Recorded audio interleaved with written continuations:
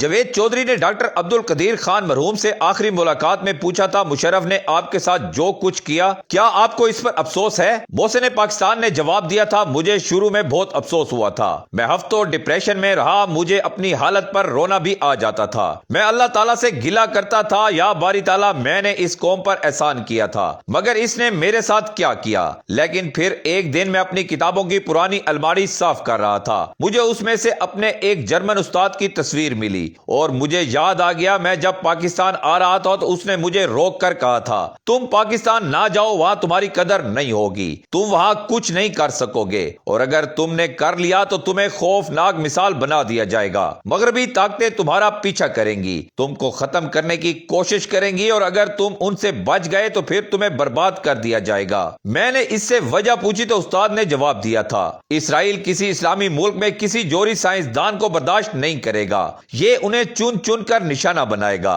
اور اگر یہ اس میں کامیاب نہ ہوا تو یہ انہیں عالمی سطح پر ذلیل کرے گا۔ کسی اسلامی ملک کے پاس ایٹم بم اسرائیل افورڈ نہیں کر سکتا، یہ تمہارا بھی پیچھا کرے گا، تمہیں کام نہیں کرنے دے گا، لہذا تمہاری کامیابی کے امکانات صفر ہیں، اور اگر تم کامیاب ہو گئے تو یہ نیوکلیئر پلانٹ تباہ کر دے گا اور تمہیں اپنے ہم وطنوں کی نظروں میں ذلیل کرا دے گا تاکہ تم جیسا کوئی دوسرا آگے نہ بڑھ سکے۔ میں نے اس وقت اپنے استاد سے اتفاق نہیں کیا تھا، لیکن اس کی پیش گوئی سچ ثابت ہوئی، مجھ پر درجنوں اٹیکس ہوئے، کوہوٹا پلانٹ بھی تباہ کرنے کی کوشش کی گئی، لیکن اللہ تعالیٰ کو پاکستان کی عزت عزیز تھی، چنانچہ اسرائیل کی کوئی کوشش کامیاب نہ ہو سکی۔ یہ لوگ بڑے کینہ پرور ہیں، یہ ہار نہیں مانتے، لہٰذا انہوں نے مجھے جنرل پرویز مشرف سے ذلیل کرا دیا، مگر یہ اس کے باوجود میرا کچھ نہیں بگاڑ سکے۔ لوگوں کے دلوں میں میری عزت آج تک برقرار ہے، اس میں ذرا برابر بھی فرق نہیں آیا۔